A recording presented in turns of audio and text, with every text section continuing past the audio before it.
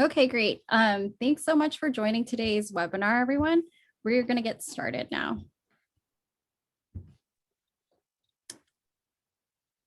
So welcome, everyone. I'm excited to be here. My name is Jana Fung. I am the product marketer here at Anvil.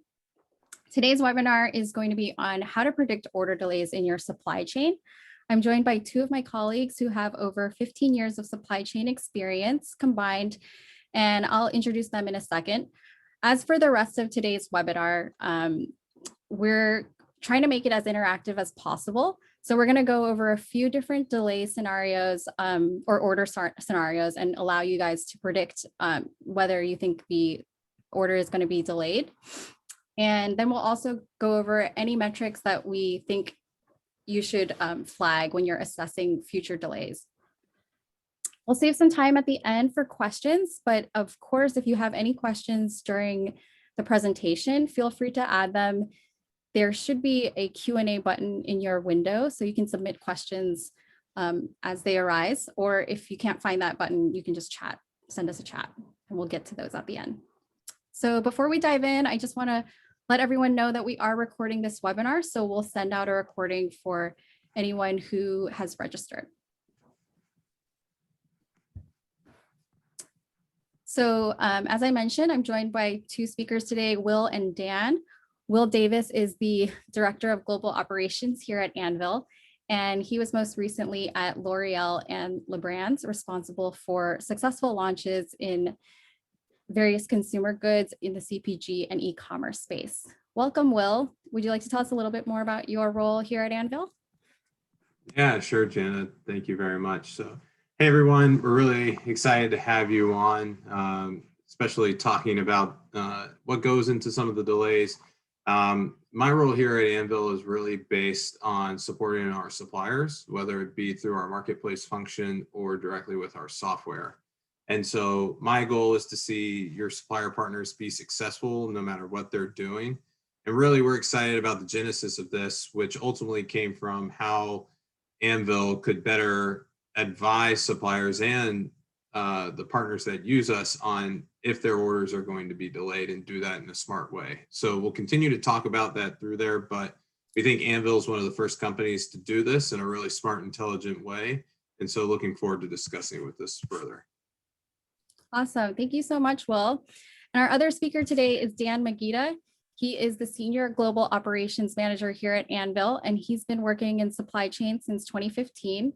He was one of the first employees at Elysium Health, and at Elysium, he led each operational leg of the business from product expansion, manufacturing, and fulfillment.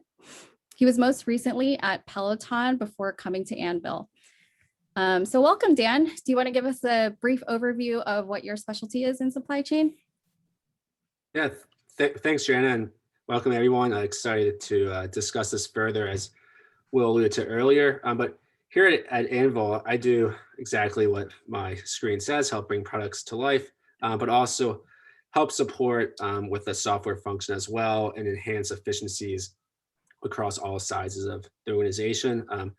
Yeah, as Jana alluded to, I spent time in planning, manufacturing, fulfillment, so jack of all trades in that side, but all things in common is getting product out the door to your consumers and working on with a talented team of both brand and supply chain professionals and specialists as well. Awesome. Thank you so much for being here today, Dan and Will. So now that the audience is familiar with who we are, we just like to get to know you guys a little bit better. We have a quick audience poll, and we'd like to know, what are you guys hoping to get out of this webinar today? The options are, verifying that you're operating the right way, or wanting to learn new ways to assess for delays, or if you're a beginner at supply chain and you just want to learn just about risk factors to watch out for, let us know in the poll. So we'll give you guys a few seconds here just to fill out the poll.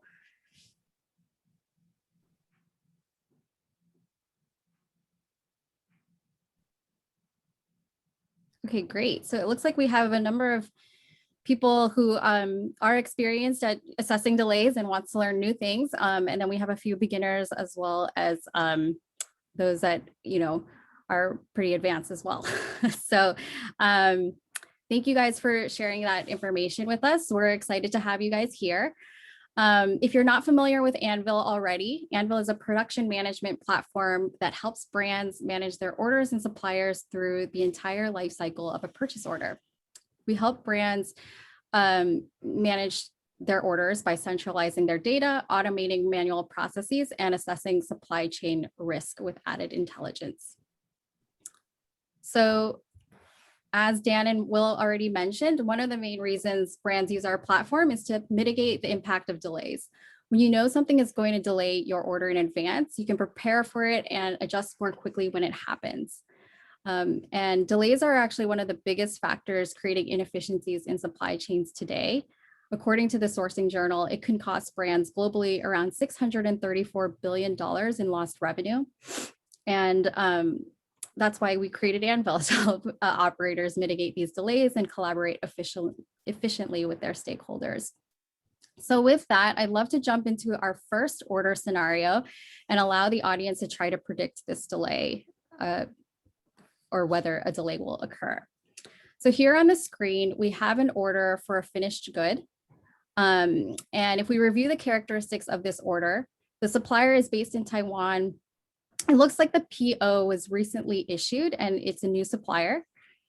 So we'll give you a moment to assess whether you think this order of home goods is going to be delayed or not, and then we'll allow you to predict it through the poll.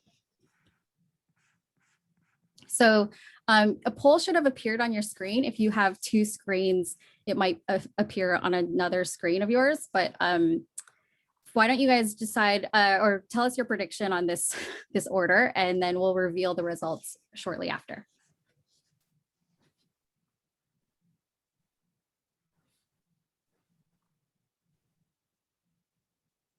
So we'll give you guys a few more seconds here just to estimate whether you think this is going to be delayed or not.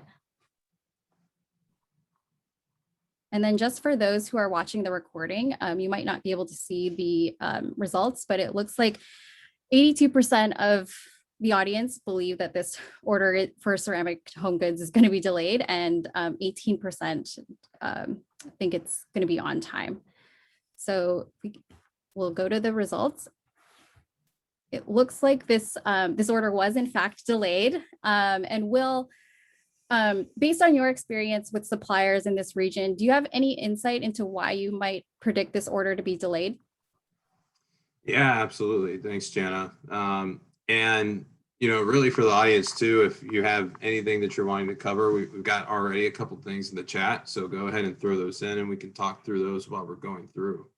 There's a couple on things in here that, we probably as a group took a look at and said, hey, here's, a pretty good reason why it's going to be delayed. Not communicating on an order and having no historical relationship are really two big things when you think about establishing working with the supplier. There is rapport, there's audits, there's everything that goes into having a supplier relationship, and not having frequent communication with a supplier you've been working with for years is something that can lead things up to being in limbo. But not having a relationship from the beginning is obviously something that could spell doom. But it's not necessarily just isolated to that.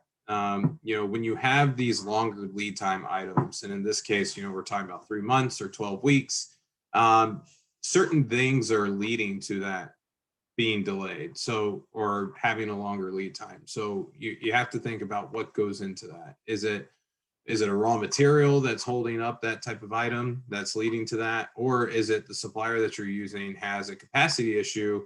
And while they may be able to make your order in 2 or 3 days, there's 20 other companies that are ahead of you getting into the queue.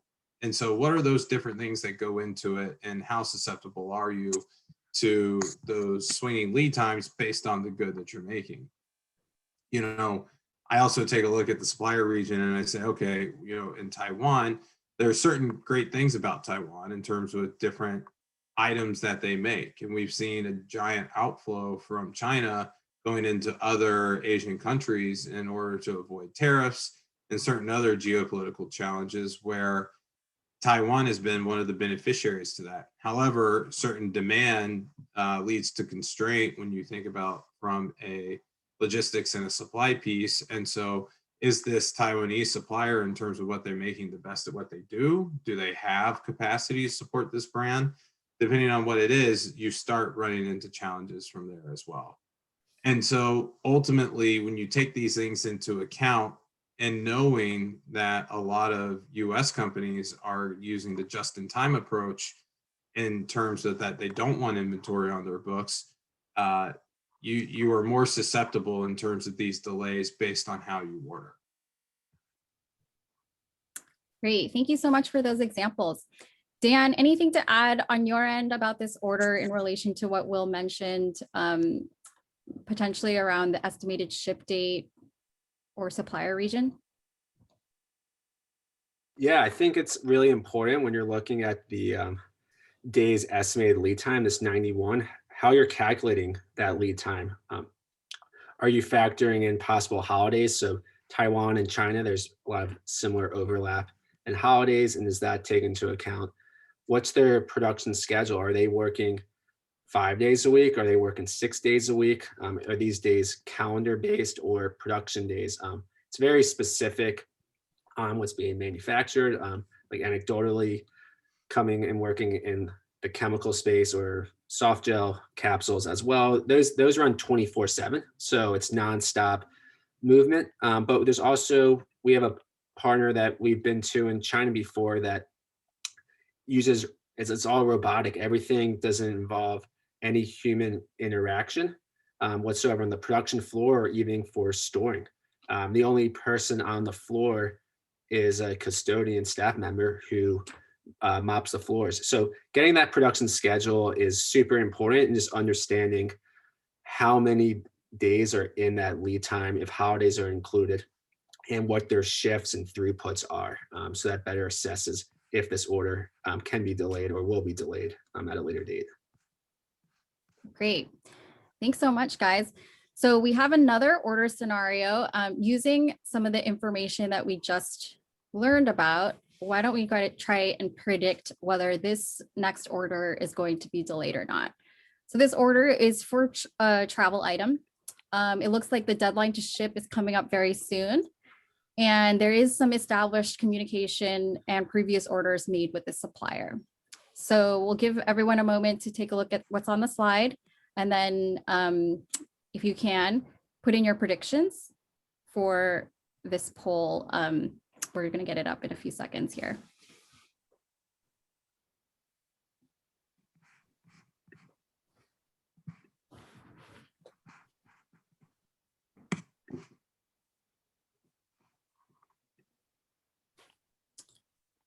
So as everyone gets in their predictions, we are going to reveal the answers soon. So just if you don't know, you can just guess, but we'll give you guys a few more seconds here, and then we'll reveal the results shortly.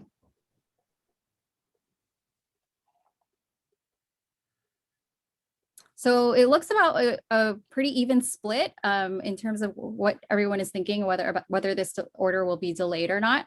For those who are not, watching this recording, it's about 55% people think that this order will be delayed, and 45% think it'll be on time. So let's go to the next slide and talk about this order. So actually, yeah, this order for travel items was delayed. Dan, what are your thoughts on this order, and how would you assess this when you're thinking about delays or being on time? Yeah, I mean, the first thing that pops out, honestly, is that 1 day before estimated shipment date. So that's the big red flag, and just understanding like, all right, did I have everything in place for this to ship if it's for tomorrow? What's really important is that 33% or a third of the PO fields being filled out. And what's important for that is I'm looking at three distinct things that are on a purchase order that have impact on the production line. One is, what are the Incoterms? And just to clarify for you, if anybody doesn't know, Incoterms specify who's responsible for managing like the shipment, possibly customs clearance. But why that's important for a region like China is the commonly used ones are like Ex Works and FOB. So that puts more of a responsibility on the freight forwarding side. If it's Ex Works, it's the freight forwarder coming to pick up these items. If it's FOB, the manufacturer is going to deliver these to the port. If it's for on the ocean side, or the terminal for air. So I want to know what the Incoterms are, and also unit pricing can be also ties into the Incoterms as well, because could be an additional labor leg on behalf of the manufacturer. And why that's important is for the overall commercial invoice, which leads to the payment terms. What are your payment terms with the supplier? Is 100% needed upon shipping? Because if that's the case, you're waiting for possibly that bank clearance, which, knowing you're a US based company to China, they're operating a business day ahead of us as well. So no understanding your payment terms, or 50% is upfront to even begin. Since you're working on a tight window of 10 days, that's really important. And then finally, the shipping method. Are you shipping these either air or ocean? Depending on what your method is there, the paperwork needs to align with that. So if you're shipping 50-50 split here, you're going to need your own packing list for both, and your own commercial invoices for both as well for customs clearance. Yeah, Dan, from that perspective, you bring up a couple of good points. And I think there are some other instances when you think about certain delays in this standpoint that get overlooked. And really, if you look at it from a timeline perspective, if you're doing new product development, or if it's something that comes through with a reorder and it's just a SAID extension, is that delays aren't just happening on the supplier side. There's a lot of times that certain things are happening on the brand side that aren't being accounted for. If you're doing new product development and there's any type of approvals that are needing to take place, whether it be artwork or a physical sample, a golden sample, or certain color shades, swatches, these are all being built into a timeline that a supplier isn't going to act on until they have an approval. There's really 3 specific things that a supplier needs from a brand at all points in time before they will go into production. They must have a purchase order, they must have payment or an agreement upon payment, and they must have a specification or approval on a sample in order to go through. And a lot of times there could be 1 of 3 of those things missing, and we will see on average a week to 2 weeks of time that is consistently lost per project just from approvals. And so something that you thought was going to take 12 takes 14 weeks. And a lot of times people wonder, why was this late? And they can ultimately look internally and say, well, it took a couple of days to get this approval and this, and someone was out. And ultimately it builds up. And so how can you bring those type of approvals into the process to where you are taking a look and saying, hey, this is important? Dan brought up payment terms, specifically in China. You are going to be very hard pressed to get any type of terms past 50% deposit and 50% at time of shipping until you have a really strong rapport. It's not the case in the US. Typically, you're going to get a credit approval and you're going to get terms, assuming you fill that out and your credit history is worth it, and that you'll get it in a pretty soon manner. But having that paperwork and everything established is really important for those US suppliers, because they have certain groups and ISO certifications that they have to withhold, and that if they don't do that, they look bad on an audit. And suppliers are very consistent about staying within that process, because then if they don't, they lose their North Star, and what ultimately do they have to go up against? One of the last things that kind of come into play here is that there's certain things that you can do, and there's certain things you can't control in terms of getting these orders in place. And so when you think about things that you can control, you have under your control, if you have a long lead material, specifying what a supplier can step out on and order in 3, 6 month, year-long quantities for you, so that you are not at the mercy of those long lead times or fluctuation. Right now, there is a shortage in soft touch. There is a shortage in lumber. People who are going just in time and doing orders at specific cadences are being affected in that manner. If you're able to go and put certain orders ahead of time, you can have that on the floor and then pull from as needed. Volume commitments is another way that you can take care of some of these factors, in that you can say, hey, supplier, if you're comfortable with holding 30 days of inventory, that's great. You have the ability to do X. And then therefore you can pull down from that, as opposed to continuously having to schedule production, which you could then fall at the mercy of other people who are making your product. And then the last part of it kind of comes into some contingency planning, and that when you are reviewing your supplier and your factory, as you're talking through the purchase order, is that factory susceptible to where you would have to move your information, your good, to another factory? And do you have the ability to do so? Do you have that contingency planning in order to take out that delay or that risk? And so as you think through those scenarios, these are all things that can lead to mitigating delays from either happening, or if they do happen, how you can respond quickly to it. Yeah, and Will brings up a good point about the lead times. And here, I mean, with 10 days, your margin of error is really small. And Letitia brought up a good point in the chat as well on confirming the Incoterms being specific there on the DDP side, but also where are you confirming the shipment date? So one of the features with Anvil is you issue a purchase order, you actually have to input a shipment date. And that's something that we elicit a 2A response where the supplier needs to agree on that shipment date as well, or recommend a different shipment date that they deem to be appropriate for this item. But for this, where lead times, if there's tooling application, raw materials, as Will alluded to, there's shortages in production or labor as well. Those should be communicated. So which leads to, like, yeah, frequent communication is great. You're in contact with them, but how are you measuring that sentiment?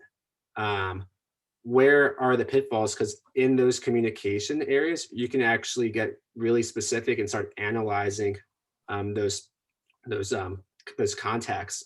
For instance, like if it's X works, like the forwarder needs to come to pick up. Have they made that arrangement?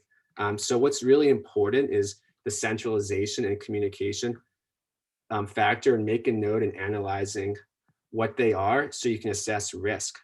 So in Anvil, we actually have a really awesome new feature where we're actually analyzing with machine learning and trying to pick up on that sentiment of what's being communicated between you and your supplier or any collaborators, which are possibly freight forwarders, and seeing, like, are delays being caused on that end?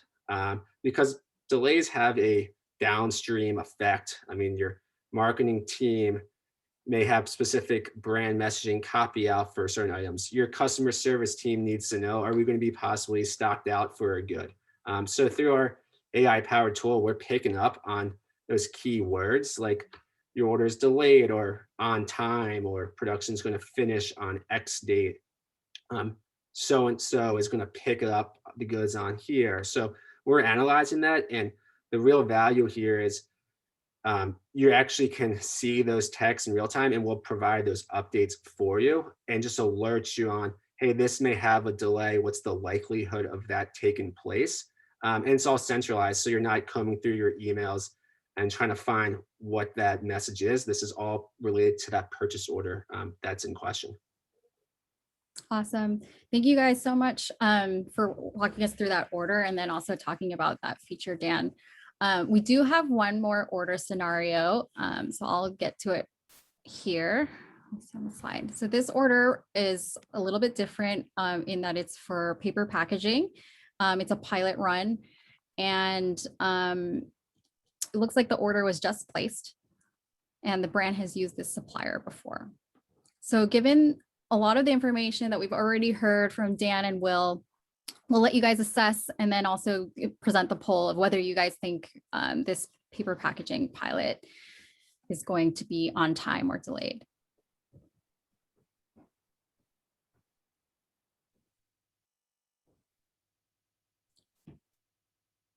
So we'll give you guys a few seconds. The poll should be on your screen now to just enter in your prediction.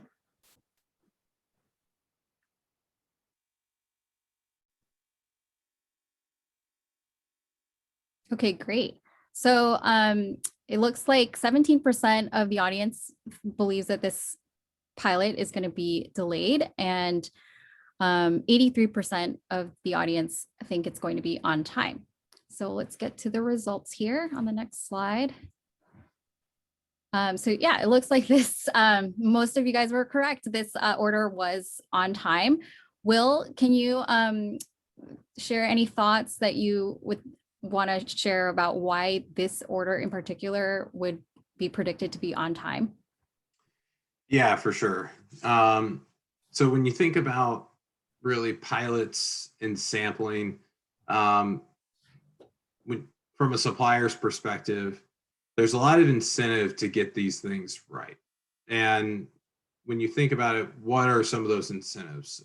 It could be you're a new customer and you are looking to evaluate them to use them for the first time. And obviously they want to put their best foot forward, because if they do well, the thought is that you're going to do a larger production order with them. The other item could be is like, hey, you're an existing customer and you're looking to expand, and they're going to get that expansion and it helps them grow.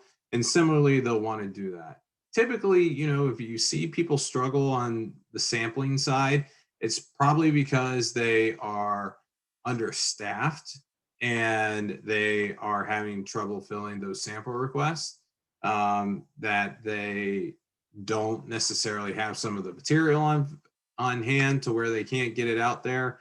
I mean, in a normal world, they're going to get this out and prioritize these things because they want to get the business. And so it typically ends up being a decent red flag from a supplier side if they're typically late on sampling or pilot runs, because it's a small thing. They should have what they're making on hand in order to take that place. One thing to really highlight here is a couple of reasons from a macro side and that we're seeing in the supplier landscape. We know overall demand is at an all-time high. And so while some suppliers may not be suffering from the lack of capacity because of the machinery or the labor, they could have great labor rates, they could have all the material in the world, but they have an extraordinary demand from not only their customers, but potential new customers. And so that is what's also leading to some of these lead time shifts. Outside of that, if your supplier is in a more rural area and they're having to compete from a labor pool perspective, they're starting to prioritize business that they can automate and run with 1 to 2 people versus business that can run with 5 or 6. We have heard and seen firsthand of suppliers asking for their customers to find other places to have their business because it takes too much labor to support versus what other customers they have on their roster. And this is truly one of those times where suppliers in some instances have leverage in that place. We may see a paradigm shift, but given the current labor rate, we know that those things are at least going to be in place for the next quarter. And so in the last part that I think of when you think about something towards this order, what type of relationship do you have with your supplier? And that's something that you can think about. Is it something that you can call them up and they're supportive, they're happy to talk to you and they'll work with you?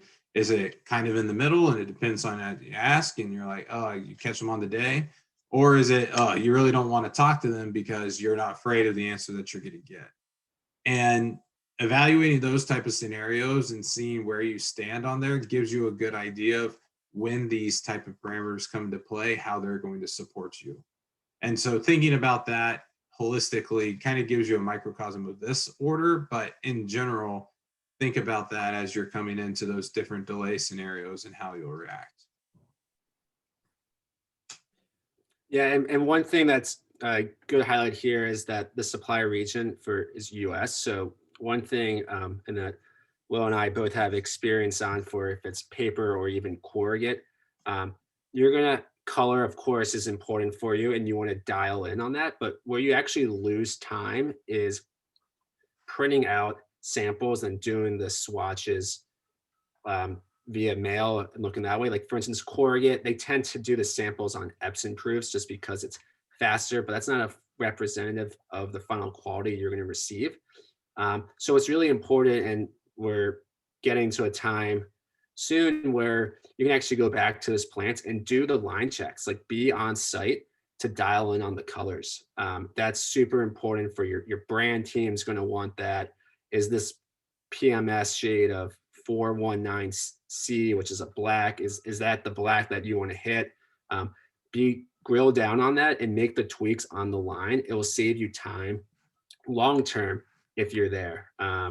It's a tedious process, but it's the right one, and you're way more efficient being at the plant. Plus, it humanizes the relationship too. Like the supplier manufacturer can actually put a face to the company's name, and then the workers appreciate it too, where you're drilling it down, saying those quality specs, the color boards, and understanding what your ranges are, especially for products like paper, where there can be a spectrum of variance as well.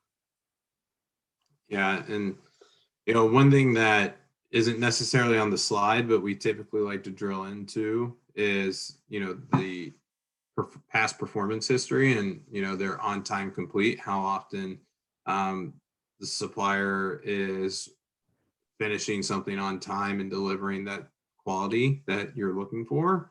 And that ultimately drives some of the prediction piece within the analytics of the feature that just came out in Anvil. And that it's difficult for for Dan and I, or for anyone, to take into account all of the factors and equally put certain thought into each one and say, okay, well, given this input and this input on a historical effort of all orders, most likely it's going to come to here. That typically transitions into guts and feelings and how that is, but there's oftentimes other things that could be into play versus, where the technology takes into account, the 15, 16, 17 data points and continues to get better and better to where you hone in on something based on those historical pieces. And so as you think about that as an operator, why is on-time performance and scorecards important? Outside of knowing, hey, you've been 90% on time and I need you to get 5% better or 7% better, understanding where the issues are and honing in on those is really important. So then you can figure out, okay, it's really good for me to have a quarterly check-in with the people involved in my account. That's a standard scenario. It's good to have a top-to-top meeting every year with a CEO or a top percent supplier within your company to say, okay, we've done X, we look and really appreciate the business. We're looking to do this next year or in 2 years. We're looking for this type of investment from you, and we think we can give this back. And it really does those things to level set. But when you look at it as a scorecard and you historically look at patterns and say, okay, well, 3 out of 4 times at the beginning of the month on all of my orders, they're late. What's going on? Well, we're delayed because of 3 or 4 days of inventory that we have to go through. Well, at least now you can account for it and you can physically see it through the scorecard and say, all right, what can we do to get something in faster? Okay, well, if you issue this just 4 days quicker, I can account for it before my inventory system goes down. Really easy things like that you can visualize and talk through those points are important. And as you think about it, it kind of comes back to what you can control and what you can't. So from a logistical perspective, we can take a certain scenario and say, we've seen a ton of customers get impacted by the Suez Canal closure. And what they couldn't control is that the boat got stuck. They couldn't control that there were strikes in Montreal. However, what they could control is that they do everything with that supplier delivery duty paid, Incoterms that Dan suggested. Now, the supplier could be in China and they are doing delivery duty paid and handling a shipment through their local supplier, which may or may not be the best solution for someone who you're having to get into Long Beach or you're having to get into Charleston. But if you're using someone like a Main Freight or one of these bigger freight forwarders, C.H. Robinson, et cetera, well, if you're doing X works and the cost is similar, but you have that exposure, well, that's what you can control.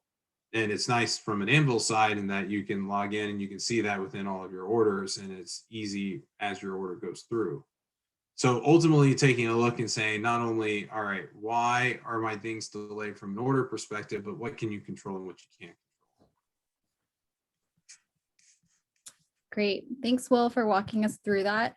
So that actually concludes the number of order scenarios that we prepared for the webinar, but we did save some time for the end for any questions. So why don't I take a second? I think we did get some questions come in, so I'm going to read them for a second. And then I'll ask them to our panelists. So let's see. So we have an active chat thread as well. Thank you guys so much for participating and being engaged with the content. So one of the questions that came in here, maybe Dan, maybe you can answer this one, is based on your experience, what are the most common supply chain delays that you've noticed?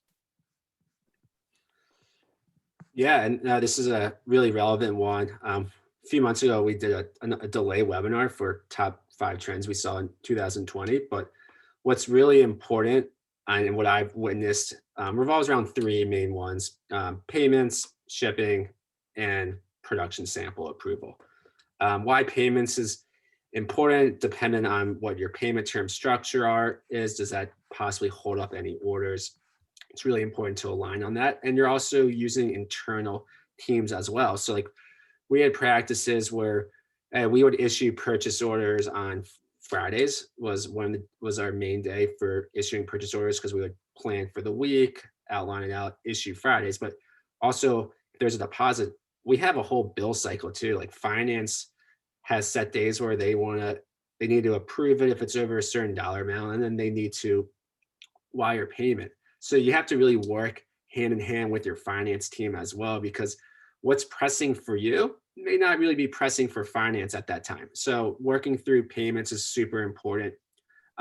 Shipping as well. I'm someone who really wants to be hands-on in shipping.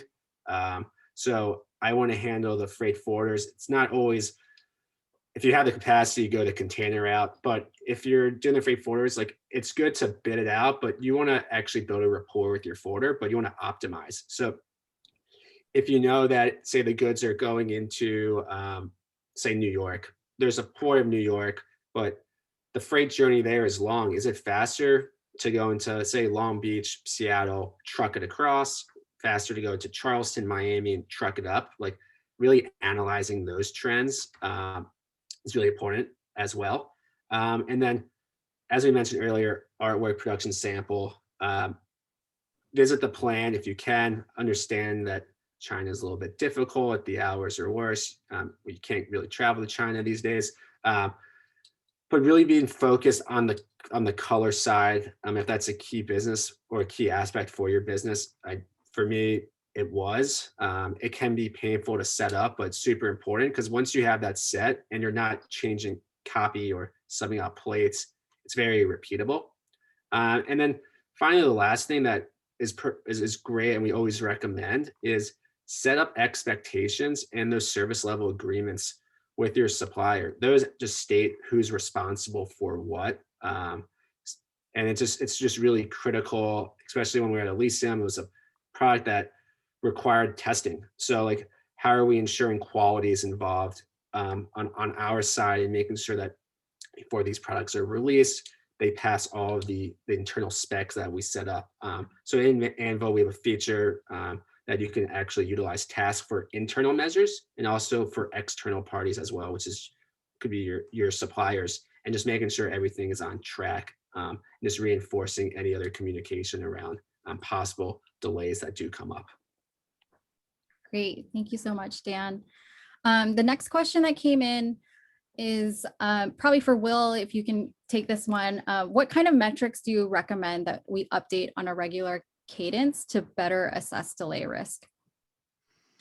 Yeah, sure. So really the first thing we see, and part of the reason why it's built into Anvil, is really simple, and that is your purchase order being accepted and acknowledged. While it seems really simple, there are a lot of times, depending on what system someone's using, and that you create a purchase order, you send it, and there's a certain amount of time that it takes to acknowledge and for that clock to start ticking for the order. And you need that in order to say, hey, I'm holding you to 8 weeks, 4 weeks, whatever it may be, for this order to be complete. And so that's really straightforward in saying, you need to know when someone is actually working on your order. From that point in time, you take a look at your sequencing and say, okay, what goes into making this, whether it be, are there certain raw materials involved? Is there a new product development happening? And, in Anvil, you can create a task and say, has this polypropylene been ordered? Has this xanthan gum binder surfactant, has that been ordered and taken place? Because we know it's long lead and you need that checked in. And so then you can start putting in these measurables and saying, hey, are my raw materials complete, et cetera. And then from there, measuring how often is the supplier taking the amount of time. If there is a quality hold, how long is that taking? And you start measuring those days to see if they're going from there. And then lastly, when the goods are ready, depending on the forwarder, is it a responsibility for you or the supplier to get the truck going? Is it to get it to a certain location? And how long is that taking? One big thing that we're seeing in the logistics space now is that in certain areas, it's taking 14 days to order a truck if you don't have a previous relationship with a forwarder. It could be 10 days, it could be 5, but ultimately when you're speaking with a brand partner, all they look at it as it's late. And so if it's late by 14 days, in the end, it may not matter if it was the brand, the truck, or whatever. But point being, these are the different things that you can use metric wise to continue to assess. How long did it take to actually ship once the product was there? And then lastly, how often is the order actually complete? So when you get there, are you being short shipped or are you not? What's leading into that?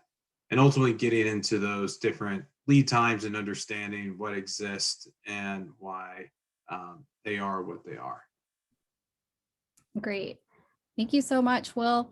So we have one more question, and maybe both of you guys could give your take on it since you guys have worked in different industries.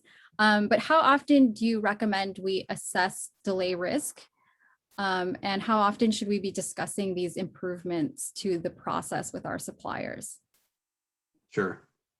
Yeah. So really, if there is a delay or, seeing certain things on an order, really the first time it happens, understanding why and figuring that out and trying to course correct is totally fair, no matter what it is. Hey, I expected this to deliver on Thursday. It delivered until next Wednesday. What happened? How can we partner with you to get a better result? Once you start seeing a pattern, then having other groups come into play, other pieces of management come into play, and looking at it from a systemic perspective and saying, okay, we have to do better X. And you need to feel warm and fuzzy about what's going to be done in terms of support, or you need to make sure you have a contingency plan. Outside of that, measuring things on a quarterly basis is fair from a perspective of how is the account performing. Taking a look at inventory month to month is standard. And then having that top to top meeting from a strategic perspective each year is standard. Some people, depending on how much business you're doing, can move that up to twice a year. Totally depends on what you're comfortable with, but those things are pretty fair in terms with taking a look at delays and how you react to them. Yeah, and your first order is probably going to, hopefully it's probably your difficult one, just because you're putting so many processes in place. But what's really important is like you're alerted on market conditions that change. Like there's no worse feeling when you issue a purchase order and you think the cost was 3 months ago, you place it for say 10,000 units as an X cost, and then you're surprised now it's like, oh no, it's actually going to be more. It's like, why wouldn't you communicate this ahead of time? Like, sure, corrugate has increased 10%, but that should be widespread and like disseminated to you before you issue a purchase order, because it's just going to take more time to course correct. It's going to could set you back an additional day. So having transparent information from your supplier is super important, but also to you as well. If you can provide just forecasts and understanding, like, all right, I did 10,000. All of a sudden now it's like $80,000. Well, that changes some planning because it could add more shift, but also adds more raw material, possible complexity in there as well. So the relationship between the brand and supplier like should be one that is really well reciprocated and one that is like a really good one. Like you should treat the supplier like it's a member of your team.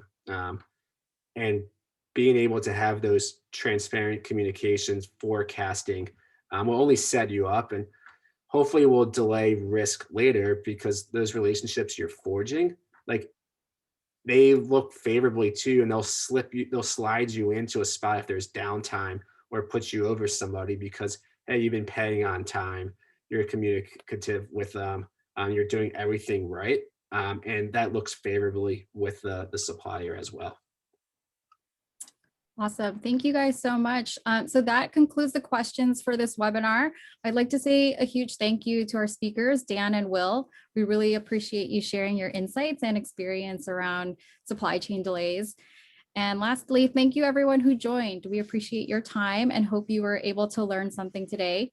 We'll be sending the recording out to everyone who registered, so keep an eye out for that. And then if you guys think of any other questions in the future, feel free to reach out to us at hello@anvyl.com. Thank you guys so much. Have a great rest of your day.